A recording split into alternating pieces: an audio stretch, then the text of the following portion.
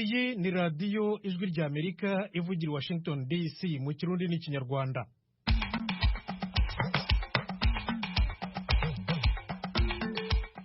Bamwe inshuti zacu mwabonye bucya ikaze kuri radiyo yanyu ijwi ry'Amerika. Mu Rwanda ni kuri FM 104.3, mu Burundi ni ku mirongo migufi kuri metero 25, 31 na 41. Mu Burundi bamwe mu bakundana bahuje igitsina bafite ubwoba ku buzima bwabo nyuma y'aho President Evariste Ndayishimiye asabiye abarundi kwirinda icyo yise ivunwe ry'abashaka kubakana basangiye ibitsina. Ni ibintu bizotuma uwo wese yiyemangira yuko akunda uwo basangiye igitsina azobaho mu bwoba ntangere. Uyu ni umushingwamanza cyangwa se avoka w'umurundi Maître Gustave Niyonzima. Muri Repubulika ya Demokarasi ya Kongo abatavuga rumwe na President Felix Tshisekedi barahamagarira rubanda kumurwanya. Muri Irani abantu barenga 100 baraye baguye mu gitero leta yise cy'iterabwoba. Naho imikino ya nyuma y'igikombe cy'ibihugu bya Afurika mu mupira w'amaguru ishigaje iminsi mike, turabagezaho ibigwi by'amakipe yo mu matsinda A na B. Amakuru arambuye ni mu kanya gato cyane, ntimujye kure, muri kumwe na Thomas Kamirindi.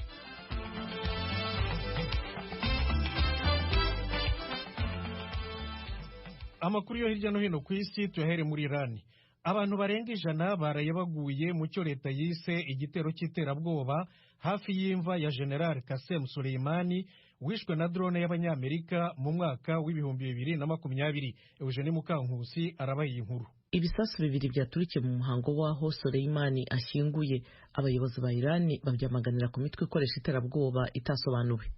Televiziyo ya Irani yavuze ko igisasu cya mbere cyaturitse kigakurikirwa n'ikindi nyuma y'iminota 15 ubwo imbaga y'abantu yari iteranye ku nshuro ya 4 mu muhango ubera ku irimbi ryaho Soleimani ashyinguye mu mujyi wa Kerman mu majyepfo ashyira uburasirazuba bw'igihugu.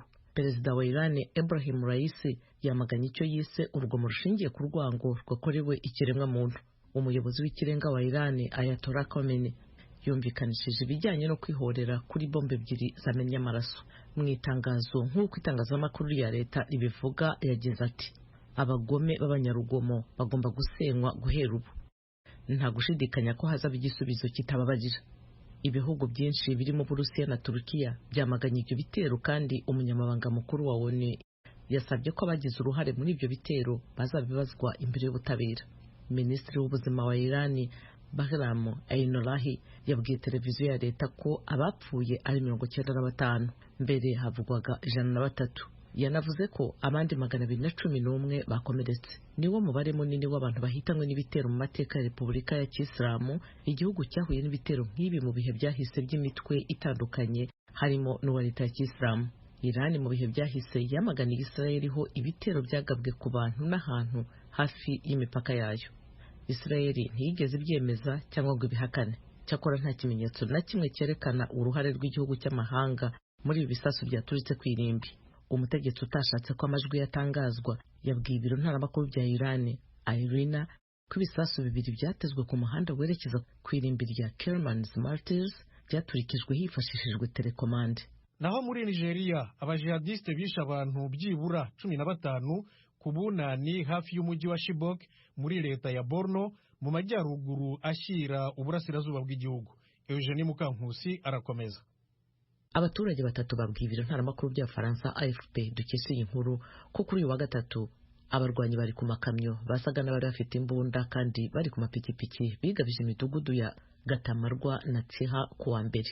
Ababyiboneye bavuze ko abagabye igitero bishe abaturage kandi bagatwika amazu nyuma yo gusahura ibiribwa. Umutwe uri inyuma y'ibyo bitero wari utarasobanuka neza, ariko wa Boko Haram na mukeba wawo wa Islamic State West Africa Province ISWAP mu magambo ahinnye yombi igaba ibitero muri ako karere. Itangazo ry'umuyobozi w'umuryango wita ku burenganzira bwa muntu muri ONU Volker Turk ryavuze ko asaba abayobozi kwihutira gukora iperereza ku byabaye mu buryo bucukumbuye kandi bwigenga hakurikijwe amasezerano mpuzamahanga y'uburenganzira bwa muntu, kandi bakageza babikoze imbere y'amategeko mu butabera buboneye. Uwo muyobozi yanavuze ko Nigeria yanatera intambwe zifatika mu kumenya umuzi w'ikibazo no kurandura urugomo. Muri Sierra Leone ubushinjacyaha burarega abantu 12 icyaha cyo kugambanira igihugu kubera uruhare bakekwaho mu cyo guverinoma yise kudeta yaburiyemo ku itariki ya 26 y'ukwezi kwa 10 gushize. Eugene Mukankusi. Ibiro ntaramakuru by'Abafaransa AFP byavuze ko umwe muri abo bashinjwa ari Amadou Koita. Guverinoma yavuze ko ari mu bateguye kudeta. Koita yari umusoda akaba n'umwe mu barindaga Ernest Bai Koroma wahoze ari perezida.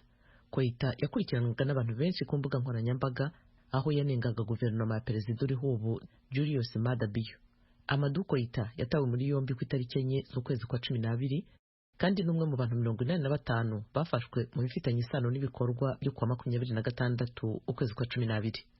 Abandi 12 bashinjwa barimo wahoze ari umwofisiye mu gipolisi bagejejweho ibirego birimo ubugambanyi, guhishira ubugambanyi, gucumbikira, gufasha no gushishikariza umwanzi gukora icyaha. Muri abo 11 bagejejwe imbere y'umucamanza mu murwa mukuru Freetown. Ibirego by'umwe byacumbitswe biturutse ku burwayi nk'uko byavuzwe mu itangazo ryanasobanuye ko bose bafite ababunganira mu mategeko.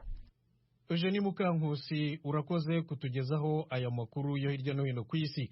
Nshuti zacu, ni kuri radiyo Ijwi ry'Amerika ivugira Washington DC mu Kirundi n'Ikinyarwanda. Mudukurikire no ku rubuga rwacu rwa internet wa radio yacu voa.com no kuri YouTube na Facebook kuri VOA radio yacu.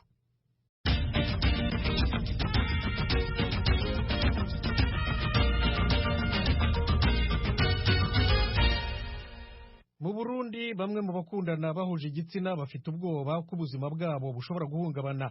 Ni nyuma y'aho President Evariste Ndayishimiye avugiye mu ruhame ko bene aba bantu abaturage bakwiye kubatera amabuye. Pierre Claver niyo nkuru yaduteguriye inkuru. Amashirahamwe Muco hamwe na Humure namwe mu yahanira inyungu z'abahuza ibitsina babisangiye mu Burundi. Umwe mu bayarongoye atashatse ko amazina yiwe amenyekana kubera umutekano wabo yabwiye Ijwi ry'Amerika ko amajambo yashikirijwe na Perezida Evariste Ndayishimiye kuri bene abo bantu adahumuriza na gato. Mu butumwa bwanditse yagize ati, jewe rero mpisemwo kwandika. Ati nukuri nk'ivyari bikwiye kuvugwa n'umukuru w'igihugu. Erega n'agateka kabo kandi bakwiye kubahirizwa nk'abandi bose baba ababana canke bahuza ibitsina babisangiye. Igiteye ubwoba kinateye n'amakenga nuko asa n'uwahamagariye abantu kwica abandi bahogwa ivyo bemera canke uko baremwe. Gutegwa amabuye oya nawe no biraduteye ubwoba twese, uretse ko n'ubundi tutahora tubivugira hejuru. Ubuhoho ntihazobura no wikika mukiza akaduhohotera yitwaje ayo majambo. Kuzira ico umuntu atakoze ahubwo akazira icari, turagowe, turakeneye guhumurizwa. Uko niko yabishikirije. Mugenzi we nawe yunze muri iryo ati, novuga ko arakamaramaza mu gihugu kivuga ko kiri muri demokarasi. Biraboneka ko mu bikorwa atakwishira no kwizana kuhari. Association yacu nyene twavyakiriye nabi cyane. Itegeko rifunga abahuza ibitsina babisangiye dusanzwe turizi ko rihana abafashwe bariko barabikora, ariko ubu urumva ko ari bindi. Ubundi wewe ntiyashimye kuvuga menshi, yatubwiye ati, uraziga mugenzi, ubu ntaco noshobora kubivuga ko, nzokubwira hageze kuko ubu sintekanye. Abo bafise amakenga ko n'amashirahamwe yabo ashobora gufutwa kandi yariko arafasha benshi mu kurwanya umugera wa sida kuva mu myaka irenga 10 iheze nk'uko babitwiganiye. Amajambo yaciye ivutu aba bana canke abahuza ibitsina babisangiye umukuru w'igihugu yayashikirije ku ndwi iheze mu kiganiro yahaye abanyagihugu n'abamenyesha makuru co kurangiza umwaka. Ndayishimiye ntakozwa bene abo bantu, ndetse hari n'igihano gikomeye yifuza ko bohabwa, gutegwa amabuye. Iki ni ikibazo mu Burundi. Jewe ku bwanjye ngomba nibaza ko mwene abo bantu tubabonye mu Burundi bari bakwiye kubajana kuri stade bakabatera amabuye, kandi nta gicumuro baba bakoze. Umushingamanza Gustave Niyonzima avuga ko biteye ubwoba kuko ijambo ry'umukuru w'igihugu rifatwa nk'itegeko. Ni ibintu bizotuma uwo wese yiyemangira yuko akunda uwo basangiye igitsina azobaho mu bwoba ntangere, ashobora gutoga umunsi wari we wese akicwa, kandi ivyo vyose bibazwawe kubera birateye ubwoba. Huro yindi ubona umukuru w'igihugu aramutswe igihugu ari Sebarundi yategerezwa kubahiriza agateka kazi na muntu, akaba umuvyeyi wa bose, ahamagarira abantu kwiyicisha amabuye. Nuko umuntu wari we wese ashobora kubeshegwa ati nanakameze uko akiciga ubusa. Ni ibintu rero bizonatuma n'igihugu c'u Burundi kigira ishusho mbi mu makungu, kigafatirwa mbere n'ibihano. Userukira Uburundi mu gihugu c'Ububirigi yagerageje gutanga umuco kuri iyo mvugo y'umukuru w'igihugu. Ambasaderi Terence Ntayiraja yabwiye Ijwi ry'Amerika ko abantu benshi batumvise imvugo ifobetse y'umukuru w'igihugu. Yari yatwemereye kuvugira kuri mikro zacu, ariko hasigaye iminota 12 kugira ngo tumuhamagare, yahavuye aduhakanira ko bitagikunze. Mu butumwa bwiwe yaduhaye akoresheje ubuhinga bw'ingurukana bumenyi bwa WhatsApp, yatubwiye ko kubera yamaze gushira habona urwandiko rubivuga ko atakindi kiganiro yotanga. Mu itangazo ryiwe kuri uyu wa kabiri Ijwi ry'Amerika rifitiye kopi, Ambasaderi Ntayiraja yavuze ko abantu benshi harimwo n'amaradiyo mpuzamakungu atatawe imvugo y'umukuru w'igihugu. Yanditse ati ntiyigeze ahamagarira abantu kwicisha amabuye abahuza ibitsina babisangiye, ahubwo yashatse gukoresha imvugo ifobetse yo muri Bibiliya kugira ngo yerekane ingene ivyo bikorwa ari bibi kandi biteye kubiri n'umuco akaranga n'amategeko y'u Burundi. Yongeye ati ni muri iyo ntumbero ntanze umuco aho nserukira mu bihugu vya Buraya no mu bafasha Burundi ko bugendera ku mategeko, kw'ico caco kwicisha amabuye butogikora, ahubwo ko hakurikizwa igitabo mpanavyaha. Yamara abo nyene bafasha Burundi, umukuru w'igihugu yababwiye ko imfashanyo zishigikira abahuza ibitsina babisangiye atazo igihugu arongoye gikeneye. Barayitwima ndababwije ukuri, ni waba ushaka kwikwegera umuvumo mu gihugu uremera ko aba bana bubakana. Ni nkuko rero wombwira ngo mbega shetani n'Imana ubisemwo iki? Je mbisemwo Imana. Ushaka gutora shetani naco muri ivyo bihugu abeyo baraherayo. Iyo Ambasaderi Terence Ntayiraja atwemerera kuduha ijwi, twari kumubaza igituma atari ibiro vy'umukuru w'igihugu vyavuguruje ivyashikirijwe na Kizigenza w'u Burundi, canke ko yoba yatumwe n'ubushikiranganji bw'imigenderanire, canke naho ko yoba yabishikirije ku gatwe kiwe. Uko biri kose, Maître Janvier Bigirimana atwara ishirahamwe Turunora Page rihaniye agateka kazina muntu abona ko n'ico gihano cari gikwiye kuva mu gitabo mpanavyaha. Rigiteka irindi shirahamwe ryigenga mu Burundi ribona ko imvugo y'umukuru w'igihugu izosubiza inyuma ubwigenge bwo kwivuza, kugira agateka kerekeye ibanga ry'ivyo bakora kwararazwa no gufatwa nk'ibicibwa mu gihugu kuri abo bahoze ibitsina babisangiye. Claver Niyonkuru ku bw'Ijwi ry'Amerika. Muri Repubulika ya Demokarasi ya Kongo, abatavuga rumwe n'ubutegetsi ntibemera ko President Felix Tshisekedi yatsinze amatora y'umukuru w'igihugu yabaye ku itariki ya 20 y'ukwezi gushize. Barahamagarira abaturage guhagurukira rimwe bakamurwanya. Ni inkuru ya Jimmy Shukurani Bakomera uri Igoma, umurwa mukuru w'intara ya Kivu ya ruguru. Aba banyapolitike barimo Moise Katumbi Chapwe, umuyobozi w'ishyaka Ensemble pour la République, na bwana Martin Fayulu w'ishyaka ECD, bose bari abakandida biyamamarizaga umwanya w'umukuru w'igihugu mu matora arangiye yabaye muri Repubulika ya Demokarasi ya Kongo. Mu ijambo yagejeje ku banyekongo abinyujije ku mbuga nkoranyambaga zitandukanye, umunyapolitike Moise Katumbi Chapwe wari ku mwanya wa kabiri mu majwi y'ibanze yavuze ko n'ishyaka rye n'abamushigikiye bose batemera ibyavuye mu matora y'ubushize. Depuis le braquage électoral du 20 décembre, ubujura bwakozwe mu matora y'ubushize twese bwadukozeho cyane, kandi ibi n'ibyaha nini twebwe tutemera na gato. Inshuti bavandimwe, ibi bigaragaza ko byari byarateguwe cyane na Tshisekedi ubwo yari ku butegetsi, yewe mbere y'uko ibikorwa byo kwiyamamaza mu matora bitangira. Abanyekongo baricwa mu burasirazuba, naho Tshisekedi we yararajijwe inshinga no kwiba amajwi afatanyije na bwana Denis Kadima. Ntabwo njyewe n'ishyaka ryanjye twakwemera ibiri kuba muri iki gihugu. Ntituzemerera umuntu utaratowe n'abaturage ko yafata ubutegetsi tena.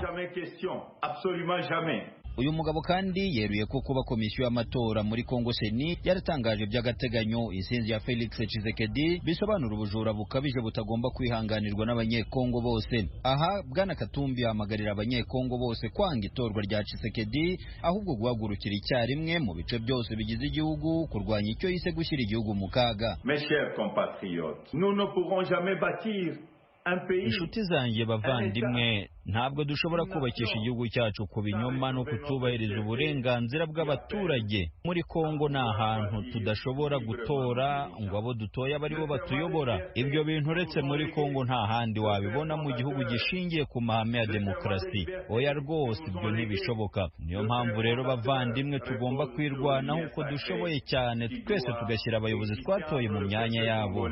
et ses représentants. Asoza ijambo rye ryafashe hafi iminota 10, Moise Katumbi Chapwe yavuze ku mugaragaro ko yiteguye gukora ibishoboka byose kugira ngo Tshisekedi atongera kuyobora Kongo. Nyuma y'iminota mike Katumbi atangaje ibyo, undi munyapolitike Martin Fayulu Madidi nawe yasuye ubutumwa bwamagana ibyavuye mu matora. Mwijwi rikakaye uyu munyapolitike yakoresheje iringara agira ati: Mission électorale na Monsieur Kadima. Komisiyo y'amatora Seni iyobowe na Bwana Kadima bakoze ibidakwiye mu matora ashize. Muribuka muri 2018 bahaye Tshisekedi ubutegetsi kandi ataratowe n'abaturage. Jewe ibyo narabyireberaga cyane rwose kuko namwe murabizi neza ko nari natsinze amatora ku rwego rwo hejuru. Tshisekedi akija ku butegetsi yahise yica ibintu, igihugu cyose yaragifasha giterera mu manga kure cyane, aho kugira kivemo bizasaba impinduka ku nzego zose. Ntabwo biteze gushyira vuba igihe Tshisekedi akiri ku butegetsi, n'ukuri manda yatubereye imfabusa. Martin Fayulu wabaye umukandida mu matora yo muri 2018 yakomeje anenga ubutegetsi bwa Perezida Tshisekedi abushinja guhonyora uburenganzira bw'abaturage. Mu magambo ye yongeyeho agira ati: Tshisekedi ntabwo yatowe n'abaturage ba Kongo, ibyo mwese murabizi. None nitudahaguruka ngo tumurwanye, igihugu cyacu kiraguye. Muhaguruke turwanye Tshisekedi wamunze igihugu cyacu na zaruswa mu bigo byose bya leta. Usibye abanyapolitike bahatanira umwanya w'umukuru w'igihugu, ubuyobozi bw'umutwe w'inyeshyamba za M23 bwatangaje ko budashobora kwemera na gato ko Perezida Felix Tshisekedi yongera kuyobora Kongo n'imyaka 5 kuko buvuga ko ntacyo amariye abanyagihugu. Uyu mutwe wongeye gutangaza ko witeguye gufatanya na Bwana Corneille Nangaa wahoze ayobora komisiyo y'amatora Seni hamwe n'umutwe wa politiki Alliance Fleuve Congo kurwanya Tshisekedi mu nzira zose zishoboka, yewe no guhirika ubutegetsi bwe nibiba ngombwa. Abatavuga rumwe n'ubutegetsi batangaje ko mu gihe Seni ikomeje gutsimbarara ku byemezo byayo, bazajya mu myigaragambyo izabera icyarimwe mu gihugu hose mu rwego rwo kwanga ibyavuye mu matora. Hagati aho leta ya Kongo yari yatangaje ko abatemera ibyavuye mu matora bose bagomba kwandikira inzego za leta zirimo n'urukiko rw'ikirenga, ari narwo rufata umwanzuro wa nyuma ku mpaka z'amatora. Jimmy Shukrani Bakomera, Ijwi rya Amerika, Igoma. Umwaka w'ibihumbi 2023 wahitanye bamwe mu birangirire byo ku isi mu nzego zinyuranye, barimo Yevgeny Prigozhin, yari umukuru w'umutwe w'abacanshuro b'Abarusiya wa Wagner. Yari mu bikomerezwa n'abavugaga rikumvikana. Muri izi ntangiriro z'umwaka w'ibihumbi 2024, Ijwi rya Amerika yabateguriye inkuru igaruka ku rutonde rwa bamwe mu bantu bari ibihanganje batabashije rero kwinjira mu mwaka w'ibihumbi 2024. Ni mu ijwi rya Temistokle Mutijima. Bwana Prigozhin yazamutse mu ntera mu buryo budasanzwe kuva ku kuba umucuruzi w'amafunguro kugera ku gutsindira amasoko ashyushye mu biro by'umukuru w'igihugu Kremlin no kuyobora igisirikare gikomeye cy'abacanshuro. Ariko ibyo byose byarangiye giturumbuka ubwo mu kwezi kwa munani kwa 2023 indege ye bwite yarimo we n'abandi bantu yasandariraga mu kirere cy'Uburusiya mu buryo bw'amayobera. Ingabo zo mu itsinda rye Wagner zagiye zigeza Uburusiya ku nsinzi zidasanzwe mu ntambara karundura bwashoje kuri Ukraine, izo zirimo no kwigarurira umujyi wa Bakhmut. Ariko ubushyamirane yagiranye n'abategetsi b'igisirikare cy'Uburusiya nyuma bwaje gusandara bujya hanze. Aho niho Prigozhin yahise atangiza umutwe w'inyeshyamba utararambye, ikibazo cya mbere gikomeye ubutegetsi bwa Perezida Vladimir Putin bwari buhuye nacyo. Uko kwigomeka kwaje guhagarara ndetse ubwumvikane bugerwaho mu gihe kitageze ku masaha 24. Icyakora nyuma y'amezi 2 gusa, Prigozhin yiyongereye ku rutonde rw'abagerageje guhangara ubutegetsi bwa Kremlin bagapfa amarabira. Ikindi gihangange muri politiki cyatabarutse muri uyu mwaka urangiye ni Madame Rosalynn Carter, umufasha wahoze ari Perezida wa Amerika Jimmy Carter, watabarutse mu kwezi kwa 11 afite imyaka 96 y'amavuko. Madame Carter yari umujyanama wa hafi cyane w'umugabo we mu gihe cya manda imwe yategetse, na nyuma yaho akomeza kumubera umujyanama mu myaka 40 bamaranye mu bikorwa by'ubugiraneza ku isi. Ikindi gikomerezwa muri politiki kitashoboye kurenga 2023 ni Pervez Musharraf wahoze ari Perezida wa Pakistan. Uyu mujenerali wafashe ubutegetsi binyuze mu ihirikwa ry'ubutegetsi ritashesha amaraso, nyuma akaza gufasha mu rugamba Amerika yari ihanganyemo n'abatalibani muri Afghanistan, yatabarutse mu kwa 2 kwa 2023 ku myaka 79 y'amavuko. Mu bindi bihangange muri politiki bitabashije kwambuka 2023 kandi harimo na Henry Kissinger wabaye minisitiri w'ububanyi n'amahanga wa Leta Zunze Ubumwe za Amerika, wubatse izina rikomeye muri diplomasi ku ruhando rw'isi. Uyu mukambwe wanegukanye igihembo cy'uwaharaniye amahoro cyitiriwe Nobel yatabarutse mu kwa 11 ku myaka 100 y'amavuko. Silvio Berlusconi wahoze ari minisitiri w'intebe w'Ubutaliyani wamazeho igihe kirekire mu mateka y'icyo gihugu, nawe ni ikindi gikomerezwa muri politiki mpuzamahanga kitashoboye kwambuka ikiraro gihuza umwaka wa 2023 n'uwa 2024. Uyu mukambwe wari n'umushoramari mu by'itangazamakuru akaba n'umugwizatunga ukomeye yatabarutse mu kwa gatandatu ku myaka 86 y'amavuko. Uretse muri politiki kandi 2023 yisasiye byinshi mu bihangange muri siporo, umuziki n'imyidagaduro. Abo barimo nk'umuhanzi rurangiranwa Tina Turner wamenyekanye cyane ku ruhando rw'isi. Uyu yamamaye cyane mu ndirimbo zakunzwe cyane nka What's Love Got to Do With It n'izindi zagacishijeho kuva mu myaka ya za 60, 70 na za 80. Yatabarutse mu kwa gatanu ku myaka 83 y'amavuko. Mu bahanzi rurangiranwa batabashije kwambukiranya 2023 ngo binjire muri 2024 twatangiye kandi harimo Abanyafrika y'Epfo Zahara wamenyekanye mu ndirimbo nka Roriwe ndetse na Mbonge n'Ingema umwanditsi wa filimi yamamaye cyane yitwa Sarafina. Aba bombi batabarutse 2023 irimo irangira mu kwa 12. Mu mikino naho haba mu mupira w'amaguru no mu zindi siporo 2023 yisasiye ibihangange bitabarika. Abo barimo nka Bobby Charlton ufatwa nk'umwe mu bakinnyi b'ibihe byose Ubwongereza bwagize. Uyu mukambwe wari mu ikipe y'Ubwongereza yatwaye igikombe cy'isi cyo mu 1966 yatabarutse mu kwa 10 afite imyaka 86 y'amavuko. Mu bahanga mu buvuzi naho 2023 ntiyatanzwe. Mu uyu mwaka usize wisasiye harimo na Uzuniyu umushinwa wari ku ruhembe mwishyirwa mu bikorwa ry'ingamba zigamije ko nta murwayi wa COVID-19 wongera kugaragara mu Bushinwa. Izo ngamba zizwiho kuba zarafungiranye amamiliyoni menshi y'abantu mu ngo zihagarika urujya n'uruza mu mijyi nka yose y'igihugu. Umuhanga mu bumenyi bw'indwara z'ibyorezo Uzuniyu yatabarutse mu kwa 10 kwa 2023. Urutonde ni rurerure ariko reka duhinira aha tubifuriza mwese gukomeza kugira intangiriro nziza z'umwaka no kuzawusoza amahoro. Muzawurye ntuzabarye. Radio Ijwi ry'Amerika mu Kirundi n'Ikinyarwanda. Imikino ya nyuma y'igikombe cya Afurika cy'ibihugu cya 34 mu mupira w'amaguru CAN 2023 izatangira ku itariki ya 13 y'uku kwezi muri Cote d'Ivoire. Izaba irimo amakipe y'ibihugu 28 azakinira mu mijyi 5. Ijwi ry'Amerika irabagezaho ibigwi n'amateka yabyo. Ni ubwa kabiri Cote d'Ivoire yakiriye CAN, ubwa mbere byari mu 1984. Umunyamakuru w'imikino mu Rwanda Annette Mugabo azaba akurikira iyo mikino. Araduha ishusho y'ayo makipe.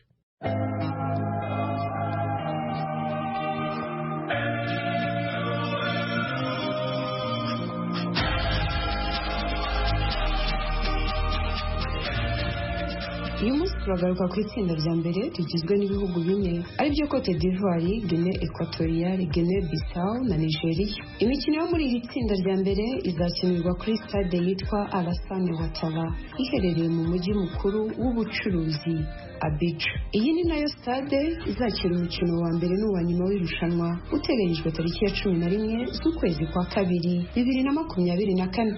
Igihugu cya Cote d'Ivoire kizakira iri rushanwa ku nshuro ya kabiri nyuma y'imyaka 40 kuko cyaherukaga kuryakira mu 1984. Kimaze gutwara iki gikombe kabiri mu 1992 no mu 2015. Mu bakinnyi ba Cote d'Ivoire tuzahanga amaso harimo Seko Fofana wa El Nassr yo muri Arabia Saudite, Ivan Dinka ukinira ikipe ya AS Roma mu Butaliyani, Sebastian Haller ukinira ikipe ya Borussia Dortmund mu gihugu cy'Ubudage na Karim Konate ukinira Salzburg yo muri Autriche. Cote d'Ivoire imaze kwitabira imikino y'igikombe cya Afurika inshuro 25. Ikindi gihugu kiri muri iri tsinda rya mbere ni Nigeria yatwaye igikombe cya Afurika inshuro 3. Mu bakinnyi bayo b'ingenzi twavugamo rutahizamu Victor Osimhen ukinira ikipe ya Napoli mu Butaliyani, uheruka no kuba umukinnyi mwiza w'umwaka ku mugabane wa Afurika mu bihembo bitangwa na CAF. Harimo Kelechi Iheanacho ukinira ikipe ya Leicester City yo mu gihugu cy'Ubwongereza, Sadiq Umar ukinira ikipe ya Real Sociedad yo mu gihugu cya Espagne, Ademola Lookman ukinira ikipe ya Atalanta FC, Samuel Chukwueze ukinira ikipe ya AC Milan zose zo mu gihugu cy'Ubutaliyani, na Victor Boniface ukinira ikipe ya Bayern Leverkusen yo mu gihugu cy'Ubudage. Nigeria iheruka kwegukana igikombe cya Afurika muri 2013. ndetse imaze gukina igikombe cya Afurika inshuro 20. Ikindi gihugu ni Guinea Bissau izaba yitabiriye igikombe cya Afurika ku nshuro yayo ya 5 mu mateka. Intego y'umutoza Bachio Kande izaba ari ukurenga amatsinda nyuma yo gufasha igihugu cye kubona itike yo gukina imikino y'igikombe cya Afurika muri 2017 bwa mbere mu mateka. Igihugu cya kane dusanga mu itsinda rya mbere ni Guinea Equatorial imaze kwitabira irushanwa ku nshuro ya 4. Umwanya mwiza iki gihugu cyagize ni umwanya wa 3 mu 2015, naho muri 2012 na 2021 icyo gihugu cyageze muri kimwe cya kane kirangiza. Abakinnyi bo kwitega ku ruhande rw'iyi kipe harimo Emilio uzaba akinnye igikombe cya Afurika ku nshuro ya 5. Uyu kandi nubwo atari kapiteni w'iyi kipe azwiho ubuhanga bwo gutsinda, dore ko no mu mikino 5 iheruka amaze gukina ikipe y'igihugu yatsinzemo ibitego 4. Undi ni Jose Makini ukinira Monza yo mu Butaliyani. Ntitwakwibagirwa kandi umunyezamu Jesus Owoon wabaye umukinnyi mwiza mu gikombe cya Afurika cya 2021 mu gihugu cya Cameroon. Umukino ufungura irushanwa ry'igikombe cya Afurika uyu mwaka uzahuza Cote d'Ivoire mu rugo yakira Guinea Bissau tariki ya 13 z'uku kwezi turimo kuri stade Alassane Ouattara yakira abantu 60,000. Aneti Mugabo, Ijwi ry'Amerika. Je kumva radiyo Ijwi ry'Amerika ivugira Washington DC mu Kirundi n'Ikinyarwanda. Nshuti rero twari turi kumwe, aha niho aya makuru ahumurije. Mbashimiye rwose ko mwayakurikiye. Mbararikire rero ikiganiro Iwanyu mu Ntara guhera saa 7 n'ikiganiro Murisanga guhera saa 10. Ntimuze gucikwa. Maze rero mugire umunsi mwiza, umunsi w'amahoro. Mwari kumwe na Thomas Kamirindi murakara.